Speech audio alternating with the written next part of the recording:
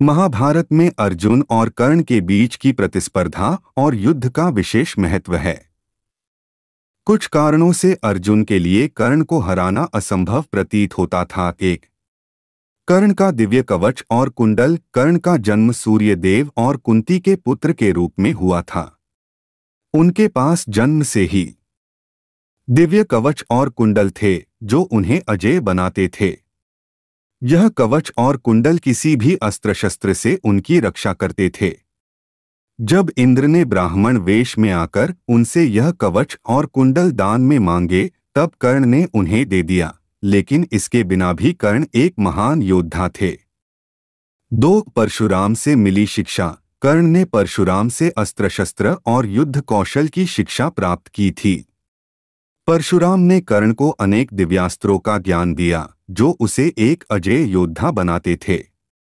हालांकि परशुराम ने कर्ण को श्राप दिया था कि वह युद्ध के समय अपनी शिक्षा को भूल जाएगा, लेकिन फिर भी कर्ण की शक्ति और कौशल अर्जुन के लिए एक बड़ी चुनौती थी। 3. कर्ण की नैतिकता और दानशीलता। कर्ण एक बहुत ही दानवीर और उदार हृदय के व्यक्ति थे। उनकी नैतिकता और आदर्शों ने उन्हें महानता की ऊंचाइयों पर पहुंचा दिया था। वे सदा धर्म का पालन करते थे जो उन्हें और अधिक सम्मानीय बनाता था।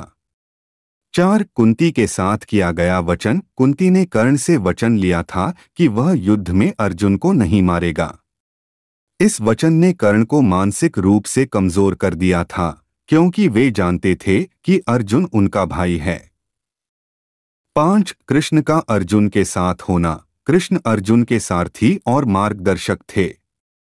उन्होंने अर्जुन को न केवल युद्ध की रणनीतियां सिखाईं, बल्कि मानसिक और आध्यात्मिक बल भी प्रदान किया।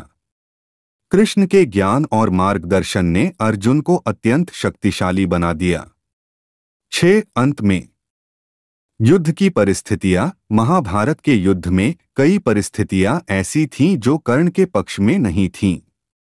उनका रथ धंस जाना, उनका शाप जो परशुराम ने दिया था, और कृष्ण का अर्जुन को सही समय पर सही सलाह देना, ये सब कारक कर्ण की हार का कारण बने। निष्कर्ष, इन सब कारणों के बावजूद अर्जुन और कर्ण के बीच युद्ध अत्यंत कठिन और वीरता से भरा था। कर्ण ने अपनी अंतिम सांस तक अपने धर्म का पालन किया और अर्जुन ने अपनी वीरता से कर्ण को परास्त किया। यह युद्ध महाभारत की सबसे महत्वपूर्ण और रोचक घटनाओं में से एक है।